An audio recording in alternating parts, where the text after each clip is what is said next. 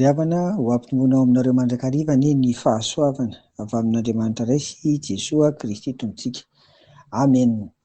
Misaotra anao izay Tompo noho ny fitantananao ka trato izao faran'ny herinandro izao. Misaotra tamin'izay nataonao tamin'ny fiainanay rehetra. Ankasitrahanay anao ireny ary mbola mimetraka hatramin'ny fiainanay izay mba ho raisinao an-tanana amin'ny atsipirian'ny Tompo. Ny ho avinay rehetra amin'ny anaran'i Jesosy. Amen. Misaotra ny Tompontsika araka izany ry havana fa mifarana indray ny herinandro ary dia zava-dehibe ny fahafahantsika niarina hamakivaky ny herinandro iny ary mino izay araka ny tonom-bavaka natao teo fa dia nisy ny asan'Andriamanitra teo amin'ny fiainantsika tsirairay isam-batan'olona na isan-tokantrano isam-pianakaviana izany. Dera ho an'Andriamanitra ny amin'ireny raha misy moa ny fahasahiranana, ny aretina, ny zavatsarotra samihafa dia henanian'ny Tompo no sy hanome vahaolana ho antsika mifanaraka amin'izany mba ahazoantsika mahatsapa tsara fa velona ny Andriamanitra ivavahantsika dia Jesosy Kristy izany.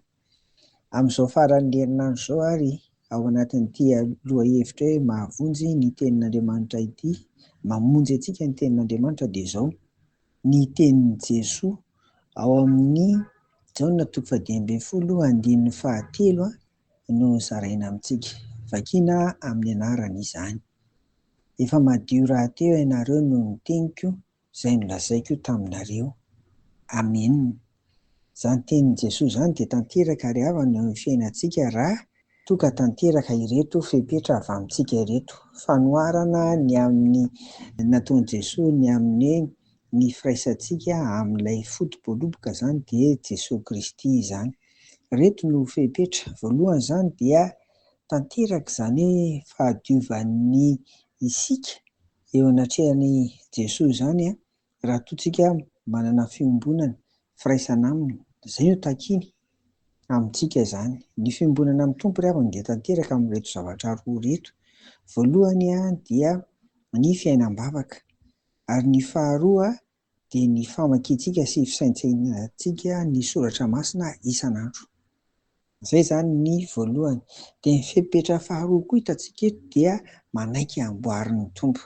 Manaiky amboariny amin'ny alalan'ny teniny. Izay teniny renintsika izany dia ankatoavina sy tanterahana tsisy fepetra. Izay izany ilay izy. Dia manadio ny fo izany, manadio ny saina mam-panahy, mandevina tsika koa ilay ota rehefa ny fonana. Izany izany ilay tenin'Andriamanitra, manadio tenin'Andriamanitra miasa hitantsika eto amin'ny soratra masina. Noho izany dia raisy ho anao mandrakariva ny tenin'Andriamanitra ry havana.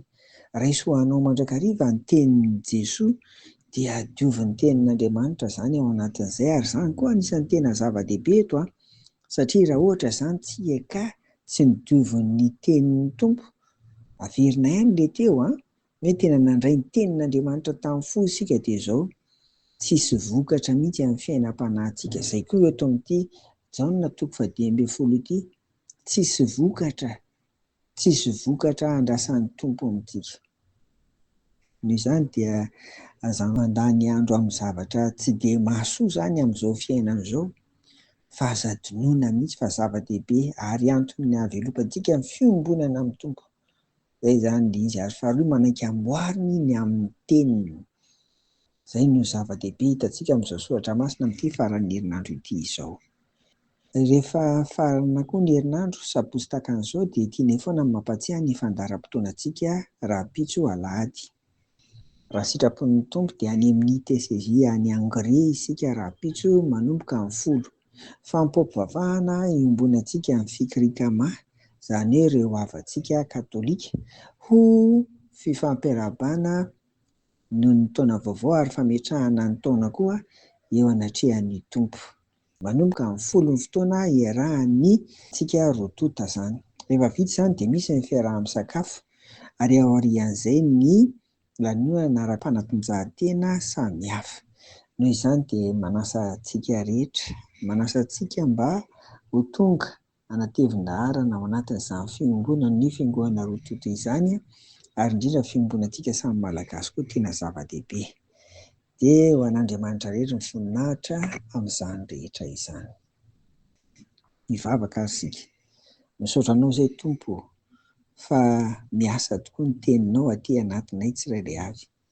Koa omeo anay ny fo maka-toa, hanadiovanay ny teninao, ny fo sy ny saina mampanahy ny fiainanay iray manontolo.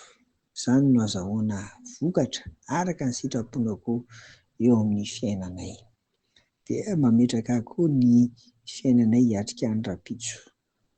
Omany hatrany ny fo sy ny saina mampanahy anay satria hiara hivavaka izahay. Omany izany Tompo, mba azahoanay mandray izay avy aminao koa, mba hahatonga anay hitombo finoana sy fanoloran-tena hatrany ary any hamafy ny fifankatiavanay samy malagasy izany.